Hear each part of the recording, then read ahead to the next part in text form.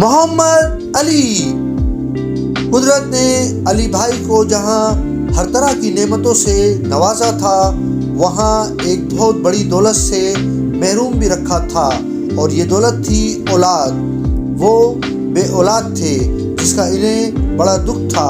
ان کا محل نما گھر، جس میں ان کے علاوہ زیبا بیگم رہتی تھی، اور خدمت گاروں کی فوج ظفر موج جو ایک اشارے پر حاضر ہو جاتی تھی، وہ گھر بھی انہیں ویراں اور بے رونق نظر آتا تھا۔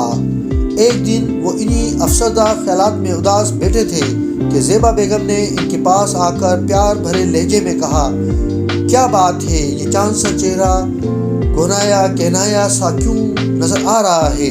علی نے زیبا کی طرف دیکھا اور پھیکی سی مسکراہٹ کے ساتھ کہا، نہیں، کوئی بات نہیں، میں جانتی ہوں کوئی بات تو ہے، تم اکثر اداس ہو جاتے ہو، آخر تمہیں کیا غم ہے، کیا دکھ ہے؟ اللہ کا دیا تمہارے پاس سب کچھ ہے، پھر یہ سب کچھ کہاں ہے میرے پاس؟ محمد علی نے قطع کلامی کرتے ہوئے کہا، میرے مولا نے مجھے اتنا خوبصورت گلشن دیا ہے، مگر اس میں کہیں کوئی پھول نہیں ہے۔ ایسا گلشن میرے کس کام کا جس میں کوئی پھول نہ ہو؟ کیا یہ بات میرے لیے؟ ایسا کرو، زیبا جھٹ بول پڑی، تم دوسری شادی کر لو، ایسا جھاپڑ رسید کروں گا، خبردار ایسی بات دوبارہ زبان پر نہیں لانا۔ زیبا مسکراتے ہوئے ان کے اور قریب آ گئی۔ علی بھائی نے ان کا ہاتھ اپنے ہاتھ میں لیتے ہوئے کہا، میں اپنی خوشی کے لیے تو تمہیں کوئی غم نہیں دے سکتا۔ کتنا چاہتا ہے یہ شخص مجھے؟ زیبا نے دلی دل میں کہا، کیا وہ بات میں اس سے کہہ دوں جس سے اسے آج تک بے خبر رکھا ہے؟ تم میرے بارے میں فکر مند نہ ہو، زندگی میں صرف خوشیاں ہی نہیں، کچھ غم بھی تو ہونا چاہیے، کچھ دکھ بھی تو ہونا چاہیے۔ پھر زیبا نے ایک دم کہا، علی، آج میں تم کو ایک بات بتانا چاہتی ہوں جو آج تک تم سے پوشیدہ رکھی تھی۔ محمد علی ہمتن گوش ہو گئے، میرے ہمدم، میرے دوست، وہ بات یہ ہے کہ میری ایک بیٹی ہے۔ علی بھائی کا موڈ مزاج ایک دم بدل گیا، اپنی ران پر ایک ہاتھ مار کر کھڑے ہو گئے اور نہایت غصے لہجے میں کہا، تم نے یہ بات مجھ سے کیوں چھپائی؟ زیبا لرز کر رہ گئی۔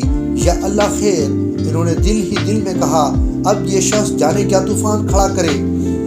تم نے اتنی بڑی اتنی اہم بات مجھ سے پوشیدہ رکھ کر مجھ پر بہت زیادتی کی ہے۔ علی بھائی کا انداز بہت جذباتی تھا۔ مجھے بہت دکھ ہوا تمہاری اس بات پر۔ زیبا بیگم معذرت کے طور پر شاید کچھ کہنا چاہتی تھی، مگر علی بھائی نے انہیں اس کا موقع نہیں دیا۔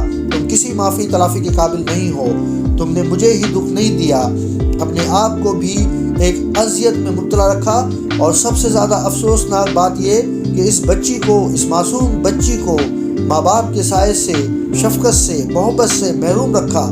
محمد علی کی گفتگو کے اس رخ پر زیبا بیگم کو کسی قدر سکون ملا، یعنی انہوں نے سوچا، علی کو اس بات پر اعتراض نہیں کہ میں ایک بچی کی ماں ہوں۔ تم کس قدر سنگ دل ہو کہ اپنی اولاد کو، اپنے جگر کے گوشے کو خود سے دور رکھا۔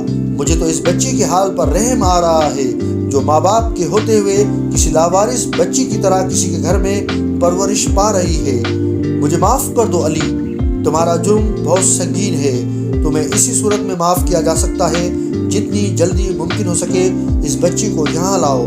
یہ ہمارے ساتھ اور اس بچی کے ساتھ کیسی ناانصافی ہوئی کہ ہم اولاد کے ہوتے ہوئے اس کے لیے تڑپتے رہے، اور وہ بچی ماں باپ کی موجودگی کے باوجود ان کی شفقت اور محبت کو ترستی رہی۔ زیبا بیگم کی اس کیفیت بڑی عجیب و غریب تھی۔ انہیں اپنی حرکت پر جہاں ندامت تھی، وہیں علی کی عظمت پر قربان ہونے کو بھی ان کا دل چاہ رہا تھا۔